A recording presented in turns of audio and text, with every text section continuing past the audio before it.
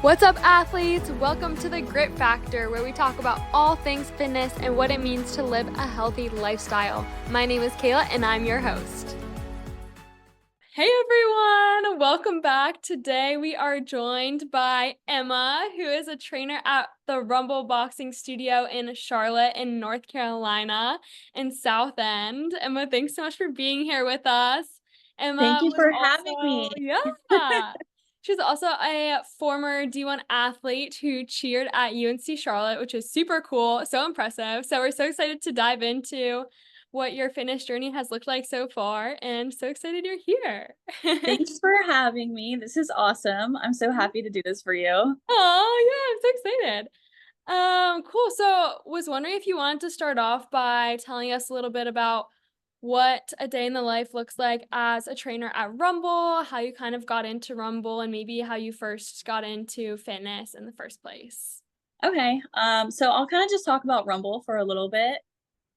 So I really got into it because I was doing ClassPass with one of my friends, and we were going to a bunch of different gyms, and we were trying to decide which one we liked best, and we went to Rumble every week.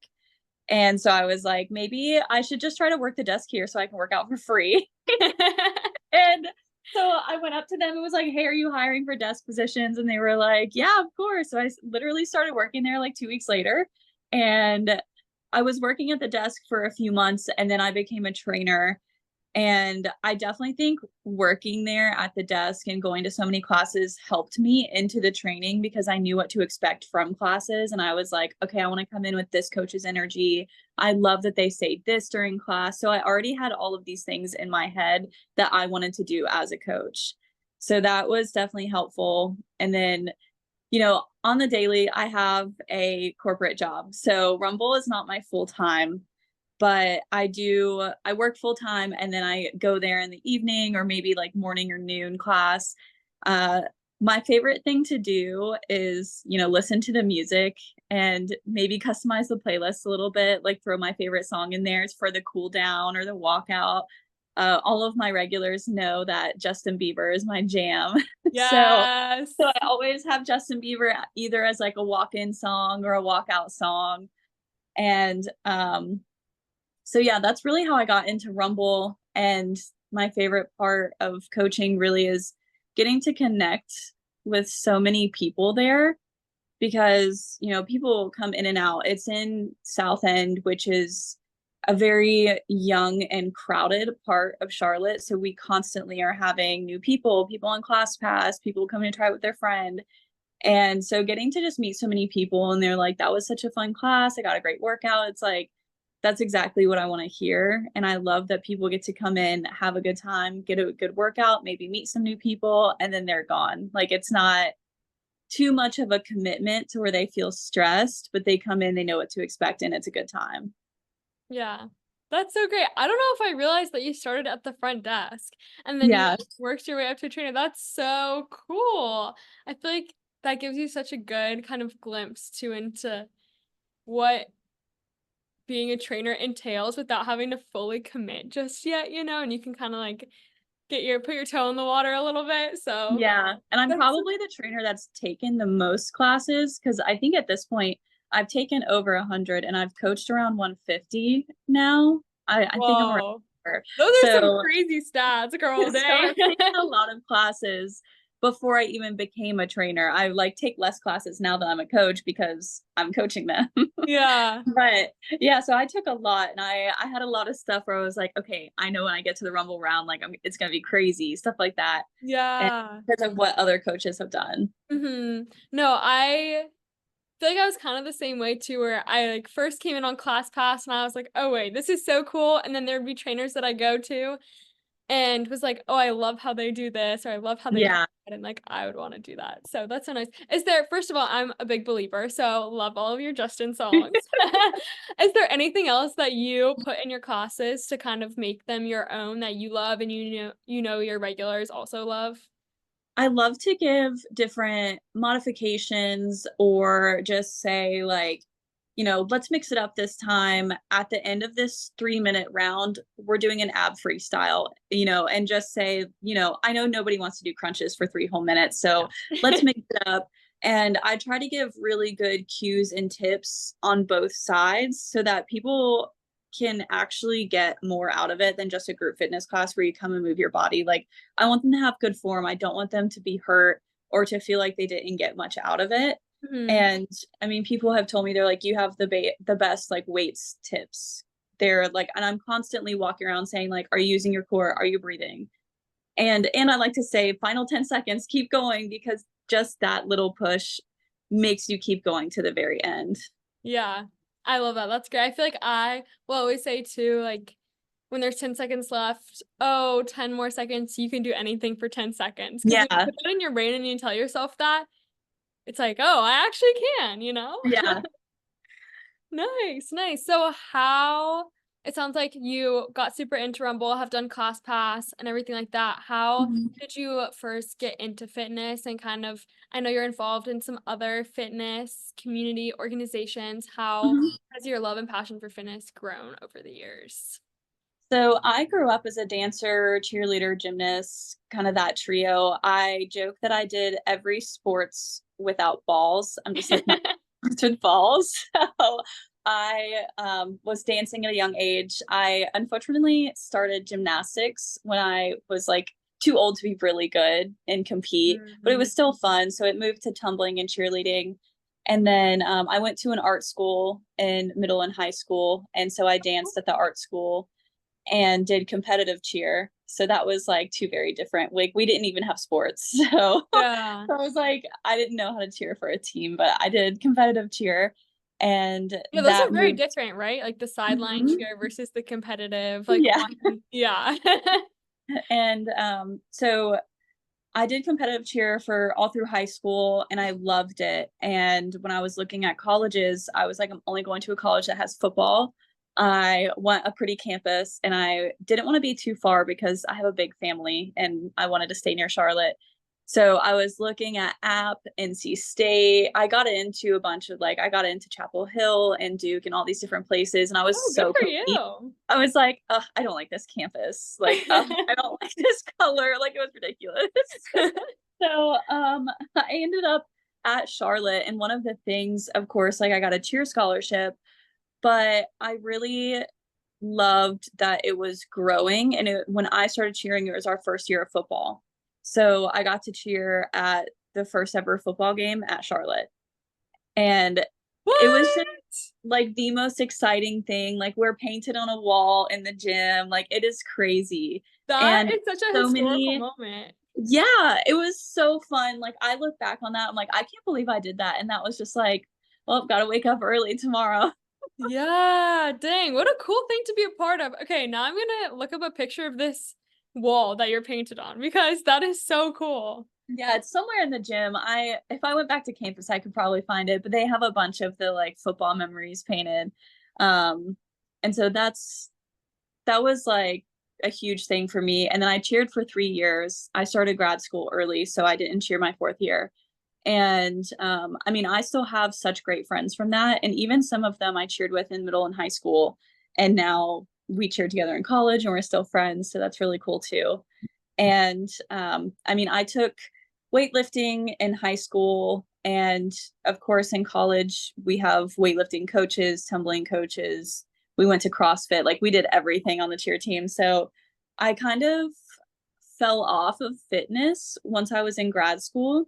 I don't know if you've ever literally gotten like 3 hours of sleep at night, worked full time, gone to school full time. Like I was probably the unhealthiest. I was not in good shape. I was just on the elliptical because I felt like I was supposed to be a cardio girly trying to lose weight. And I was just like very unhappy. I didn't like how I look or felt, but I really couldn't change anything either. Like I had to work full time. I had to be in school full time. And so as soon as I graduated, it's like that flip switched. I didn't have to do homework anymore. I didn't have to study all night.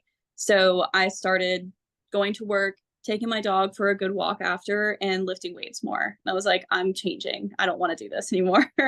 And so from then on, I just haven't stopped. I've always been consistent with either lifting weights or like getting into some kind of sport or group where for a while we were all addicted to pickleball, of course. So I was like playing pickleball as my cardio all the time. We're now in our running era. So um, through all of this, weightlifting has been my consistency.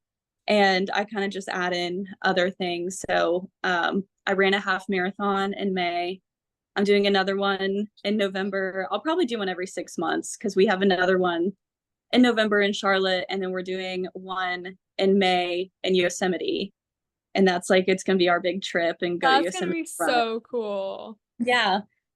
So I kind of go through all these little things. And now that I work at Rumble too, it's a good way to like throw in boxing, and it's cardio without running. Like you can't beat it. So, That's so true. When I'm on the bag, my heart rate is like higher than it is when I run half the time. yeah, me too. And I'm like, I don't take any breaks during that whole 3 minutes. I'm like, I'm going. If the music's on, I'm punching. Yeah.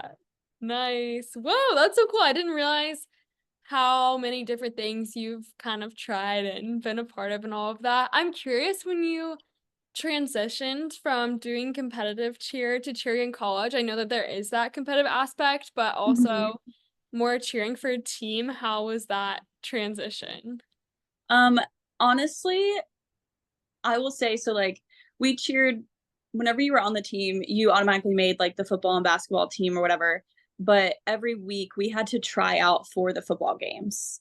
So you Every weren't guaranteed single week? on the field. Yeah. So if it was a home game, you had to try out for it. And then if we had conference tournaments and stuff, they either selected people or they'd be like, who wants to go? You can try out. And if they had a lot of people, then we would have tryouts for it. It was kind of a weird process. But I did not like cheering for football. And it's because it was so long out in the sun, in the heat. The turf was hot. It would like burn our hands when we tumbled. And it was so stressful. Like you couldn't do certain things if the ball was on your side of the field. There were so many rules, and Oh. it was just so much. And I loved football, and I couldn't see what was going on in the game over the players. So I was like constantly watching the screen. It was a lot. And then once basketball came, I loved it. Like it's so fast paced. We're in air conditioning and it's so easy to watch. There's no one standing in front of me. And so I was like, I became a basketball girly. Like I actually really liked watching basketball. And it was just an adjustment getting used to like one time a week being the big thing. Whereas for competitive cheer, you have a competition once, maybe twice a month. So you're like making those changes, building up, trying to get it ready for that one competition. But for football, you practice these pyramids all week and then it's done for the next game. Like it's such a fast transition in between each game. Yeah, that makes sense. Whoa, I bet basketball is way nicer too because your hands weren't getting burned from the Yeah. turf. That's gotta be so hard too, just on your team if you're fighting for a spot against like your best friend on the team every single week to see who's gonna make it. Like I can only imagine just the stress and drama and tension. Like that's just gotta be Yeah. a lot to deal with. And like my third year, it's like I cheered at so many games by then. I even told my coach, like, if you want to give somebody my spot for the homecoming coming game or anything like that, take it. Like I've Yeah, already cheered at two. I cheered at the first one. Like you can't get much more memorable than that. So yeah, like that's fine. yeah. Let somebody have my spot. And I was like in the back of my mind, like I get to go hang out with my friends all day, not wake up at like 7 a.m. for a game day. Yeah, we But love it was also like I still got to cheer at some, but I just didn't have to do everything, and that Yeah, was nice. yeah, that's good. Cool. That's such a cool experience. And yeah, I'm glad, Mhm. like, appreciate you sharing kind of the transition to grad school and how hard it was just to balance work and Mhm. sleep and like working out. And then just, I don't know, like, I also have very much struggled with body image when you have so much going on and then you feel like you need to be doing a certain type of workout because there's, pressure to look a certain way, whether it's for your sport or just, social media or whatever it is. Yeah. And then like finding a type of exercise that you enjoy, whether it's weightlifting or anything else, to kind of exercise in a more healthy way, I think is super important. So definitely Mhm. appreciate you sharing that and everything, because I think that's just a good thing for everybody to think about and keep in mind, that if you do find something that you really enjoy, you're much more willing to make time for it. And Yeah.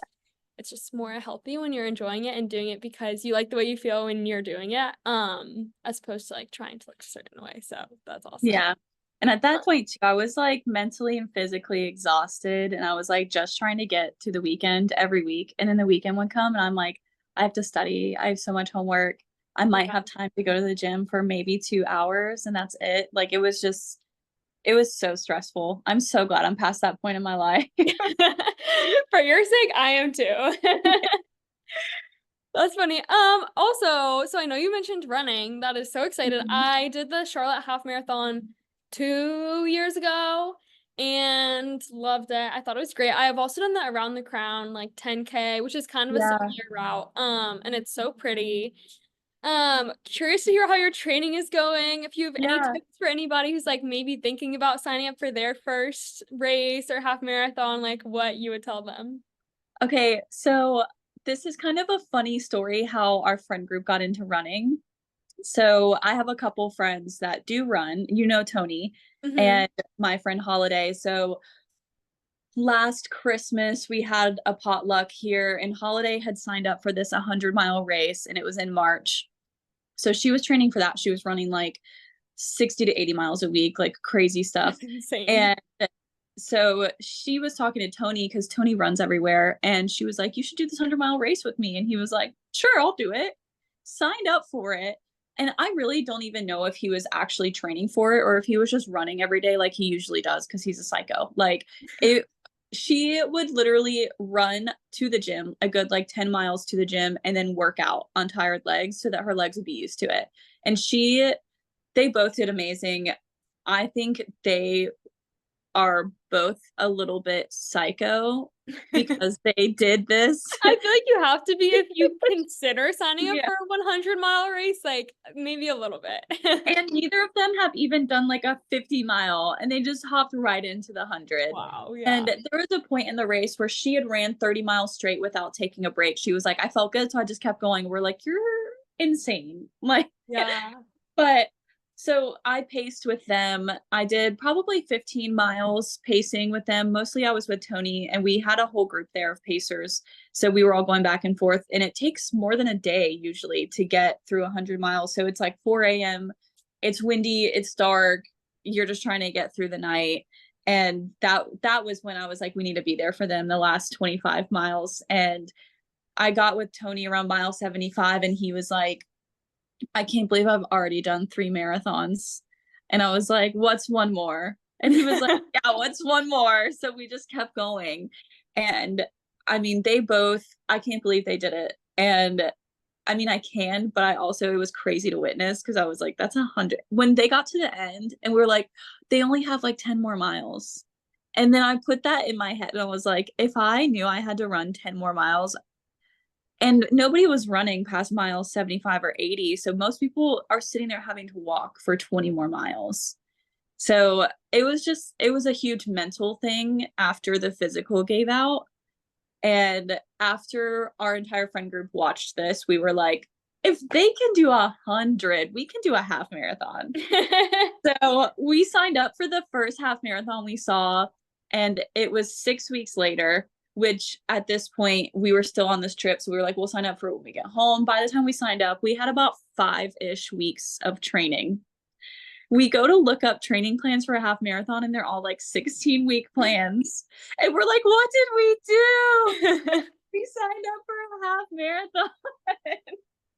And so we literally just like, we were like, all right, let's put together our own plan. We were like upping our mileage every week. I did one run that was 11 miles and it was perfectly fine. And I was like, I can do 2 more. And the week before the half marathon, I had a chest cold and it was so bad. I didn't run the entire week before. I barely even did anything because I was so sick. I could barely talk. I couldn't breathe. And I was like, I just hope I'm better by Saturday when we get to this half marathon because I'm going to die. And we get to the half marathon. I barely slept the night before because I was so anxious. And I still had such a bad cough. In the first like 8 miles, I did great. Like it was fun. Me and my friends were all going back and forth, like slowly passing each other, staying with each other for a little bit. And then around mile 10, I think it was around mile 10, I ran into the woods to go pee and I came back out and I kept coughing and I coughed up some blood and I was like, this is not good. And I was like, whatever, I only have 3 miles left. Like, I can do this. And at that point, Chris had caught up to me. So I was like, okay, great. My boyfriend's here. I can run with him. And it was like Chris and our friend Riley. So they were running with me for a little bit. And then I could not hold my speed because I just kept coughing. I couldn't catch my breath. So I was like, you guys just leave me.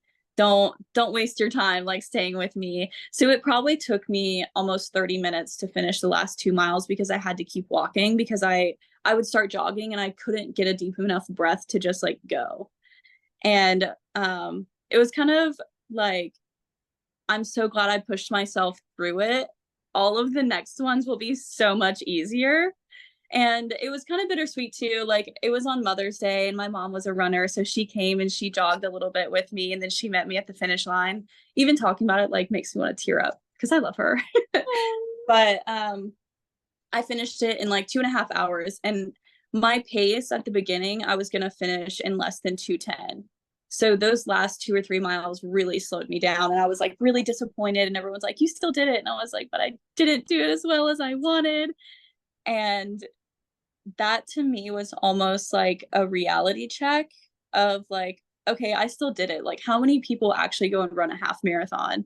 And then how many do it just like, I did not run before. I could maybe run a mile nonstop whenever we signed up for this, like 5.5 weeks ago. So it was like the fact that I ran 9 to 10 miles straight before I even stopped to walk was just crazy to me. So it was like a couple of days later when I sat down and actually thought about it. And I was like less mad about being sick while I was there and more just like proud that I did it.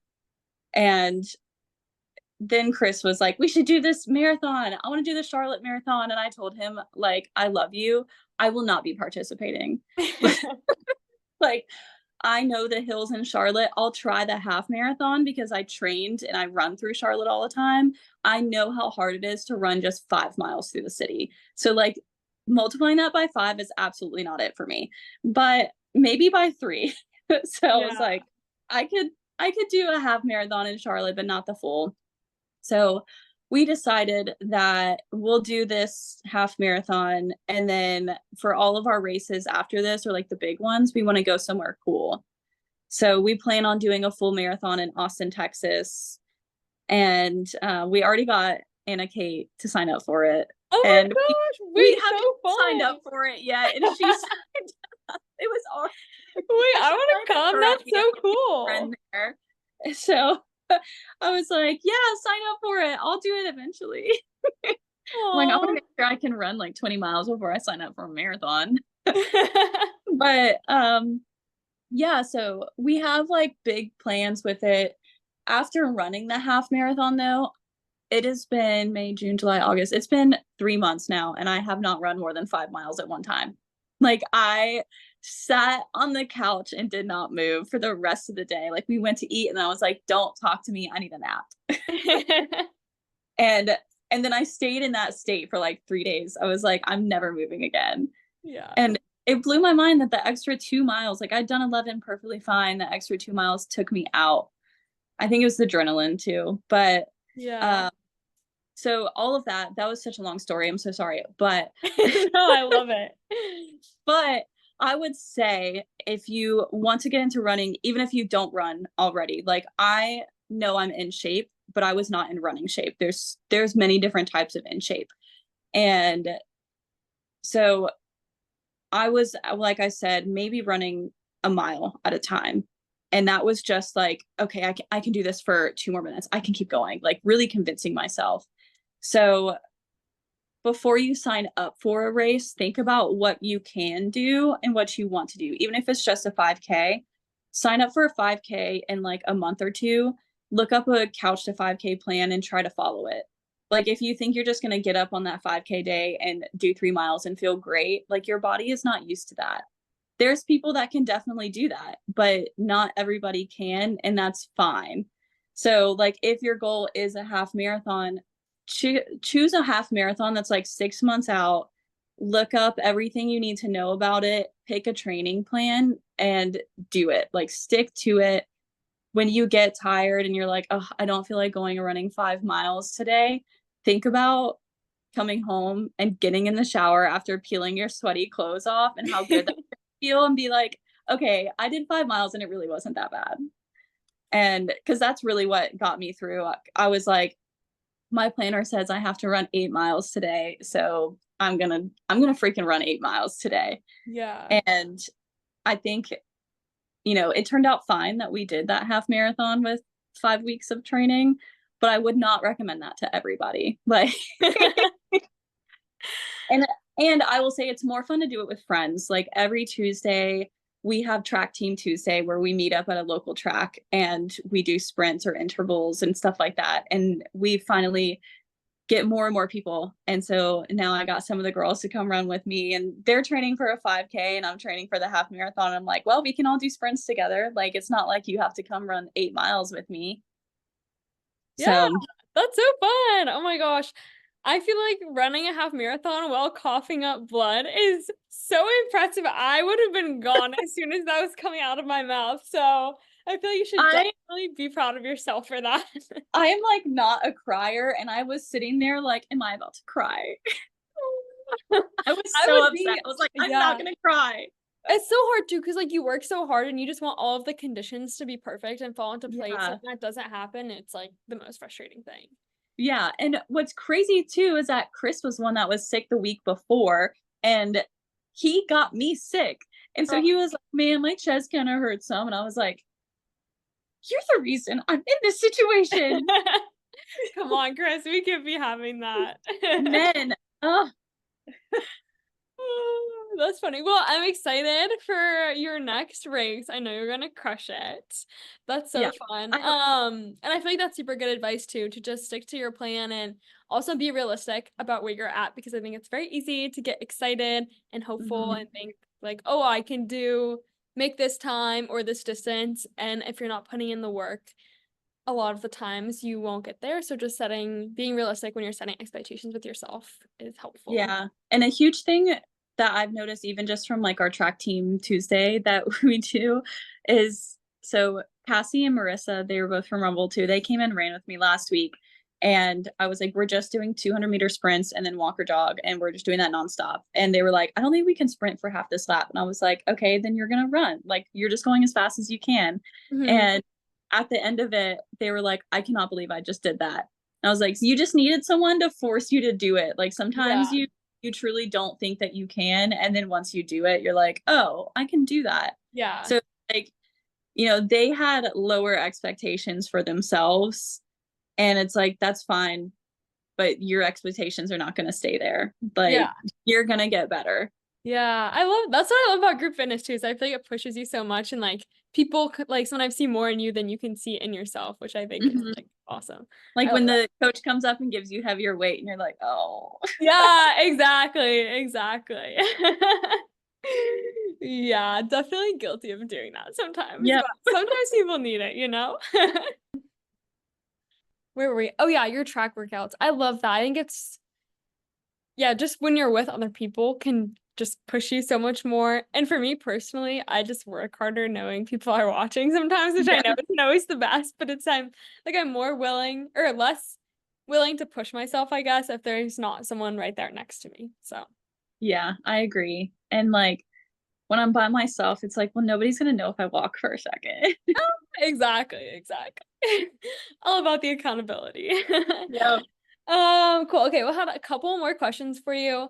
Was curious kind of what other workouts you are involved in, and I know you're in a lot of communities and organizations that are fitness oriented in Charlotte, and kind of what those are, like any new workouts you've tried. I think you've been doing the Hydrox workout, and I've seen a few other people do that, so like curious kind of what that entails too. So a huge thing that I'm a part of is QC athletes. So a couple trainers actually from Rumble, one of them is no longer there because he's opening his own gym. So go him.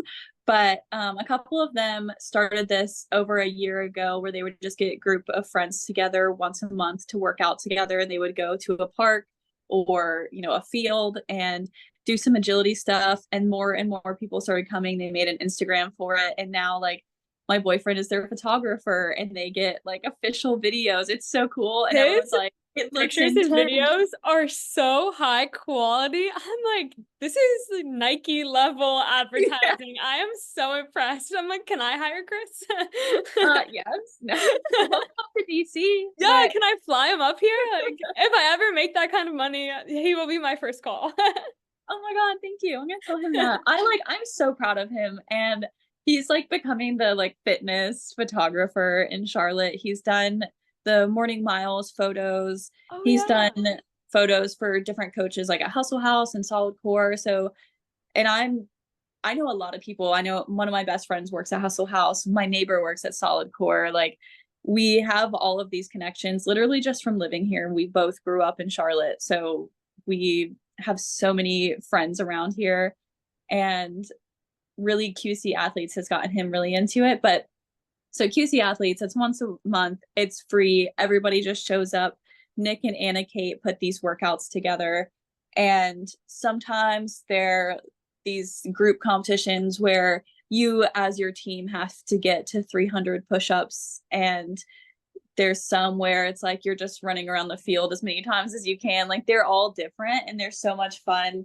They partner with different gyms. So this last time we were at a CrossFit gym down the road. And so we got to go and use their facility and people got to try out CrossFit stuff. So it's really cool. That's definitely one of my favorite things. Pretty much my entire friend group is QC Athletes now. Like, I talk to these people all the time. We have a girly group. And I'm like getting us all matching friendship bracelets that say QC girlies. Like, it's a thing. So I love that. That's so fun. I know.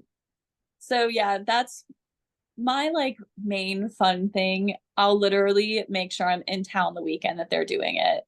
Like, I love it so much. But outside of that, we kind of do just put together different workouts. Like, we'll be on the way to the gym and I'm like, Chris, are you doing chest or back today? And he's like, oh, I don't want to do either. I'm like, should we just throw together? And that's why we started doing the Hyrox workouts, because I just looked up a Hyrox style thing and we were like, okay, we can do this. And they're hard and they get your heart rate like through the roof, but they're so good. It's a really good full body thing. And I mean, you could get it done in like an hour. It usually takes us a little more because we have to stand there and be like, like dying for a breath. But and they're fun to post and people to be like, ooh, I'm gonna try this. Because we make our own. So like, I found this one that it was like 100 of these 80, 60, 40 and 20, and we just didn't have enough time to do that many, so we did 100, 75, 50 and 25 instead. And we were like, this is great. We threw in different things based on what our gym has. So those are a lot of fun. They're great full body workouts. And we also will just kind of be like, we should go try this. And like, Chris really wants to try CrossFit. I was the one who got into weightlifting.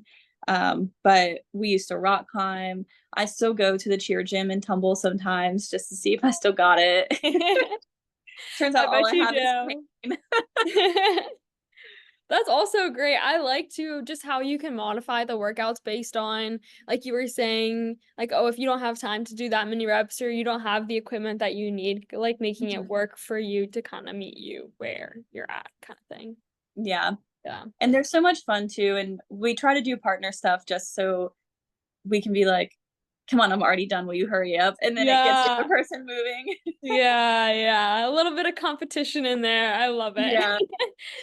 Cool. Nice. Well, it sounds like you've done all kinds of fun workouts and quite the variety. So curious to hear if you have any maybe slightly embarrassing or silly moments that have happened in the gym that you would feel comfortable sharing. Man, I haven't done anything embarrassing in like a while, other than forgetting people's names. Like I see the same people in the gym all the time and I don't know their names. Um, and, and Chris and I have like nicknames for everybody. We're like tall guy with the sunglasses, or we're like college kid that we like because most of the Yeah. college kids are kind of like rude, and we're like that one kid that we do like. But this is so dumb. So in high school, I was in this weightlifting class, and since I was a cheerleader, I would always like hop up on things and do heel stretches or stuff like that.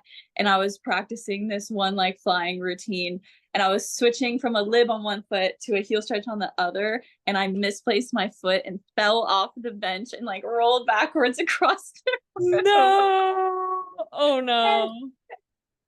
it's so yeah, that was probably and that was like I was one of three girls in this weightlifting class, and it was full of football players and big like baseball, basketball, like just massive dudes. And I like fell from like a 3 foot bench onto the ground so hard. It was like one of those step up platforms too. It like wasn't even a low bench. Like I was like up there, Yeah. and I was kind of just minding my business. Everybody was like doing their sets. It wasn't like anybody was watching me, but when you hear that thing like flip over and a whole body hit the ground, like it gets people's attention. So um yeah, and my best friend Oh. from high school will still text me and be like, "Do you remember that time you fell off that in weightlifting?" And I'm like, "Remember that time?" He was a football player, and I'm like, "Remember that time you got you got tackled by a kicker?" And so yeah. That's so funny. Oh, well, I'm glad you are okay. Yeah. I'm But I feel like being emotionally like not one of the well. only Physically, girls. I'm fine. Yeah, I feel like being one of the only girls in that class too just makes it like They hard. were like, "This stupid girl," and I'm like, "Yep, that's me." Oh, that's so tough. But in a real gym, I know a lot of people are afraid of like what to do when you first get there, and I always tell people, I'm like, if you don't know what to do when you get to a gym, or you're like nervous about where things are, go and get on a treadmill and just walk for a while. You have time to look around. You can see like, okay, this person's taking the dumbbells here. Like, look around. Like, of course, you're not sitting there judging people, but you're trying to see where things are. And you're watching people to see like, okay, that weird looking machine is lat pull downs and stuff like that. And nobody's going to know that you're sitting there on the treadmill nervous about what to do in the gym. Yeah. And even if you get to something and you don't know what to do, there are so many trainers usually at gyms that are super nice. And most of the people, too, if you're like, hey, I really don't know what to do about this, they're going to be really nice about it. Like, I have never run into somebody at the gym and it not been a good encounter. And I will go up to people and be like, hey, I saw you doing this, just letting you know, like sometimes doing this is a little bit easier. Like the Bulgarian split squats, getting into it. I've shown so many people the easier way to get into those. And they're like, oh my God, that helps so much. Thank you. And I'm like, just here for my people, like, and then I make a friend. Yeah, So, that's so great. I feel like that's such good advice too, just to kind of have the opportunity to look around, soak it all in, especially if it's a new gym that you haven't been to before and just kind of getting acclimated. I think that's super helpful. mhm. Nice. Cool. Okay, well, last question. I don't want to keep you for too much longer. What would you say is your grit factor? So something that keeps you motivated, keeps you consistent on days when you're really not feeling it, still gets you to the gym or moving your body. What would you say that is for you? Recently, I think it's just like my parents and my family, because I'm always telling my mom like I'm so proud of her for how active she is to be 60 years old. And it's like I want to get to that age and still be running like she is, and still be able to lift weights and do all these things that I'm doing at this age. And I know that what I'm doing now is setting me up for a good future. So it's like I could sit at home and eat unhealthy food and be lazy, but I don't want my entire life to be like that. So I'm not going to do that right now. And so every time that I don't feel like going to the gym and I'm there at least doing something, it's another day where I didn't let my future self down. That's awesome. I think that's so inspirational, motivational too, and thinking about working out just to help you later in life do things, whether it's carrying your groceries or like playing with grandkids one day, that kind of thing, having that type of mobility doesn't necessarily happen overnight. It comes from living a lifestyle that sets you up for that success. So Yeah. I love that. I think that's so great. And big shout out to my mom. Oh, we love them all. My brother has twins, and my mom will like carry them up and down the stairs, and she takes care of them like she's a boss. And I'm like, she's the cutest little lady, and she's so strong. That's so Yeah. awesome. Good for her. That's how I want to be when I'm 60 too. Yeah. She is goals. Yeah, moms be doing the most. It's impressive. Yeah. Nice. Okay, well, to wrap us out, did want to ask if anybody wants to find you on socials or anything like that, where's the best place to reach you? So every single platform, my @ is the same. It is a little confusing, but it's EMMAAARIE. So it's 1 E, 2 M's, 3 A's, RIE. So like Emma Marie put together, because I have the most basic white girl middle name. My middle name is Maria, so we're kind of similar. Close.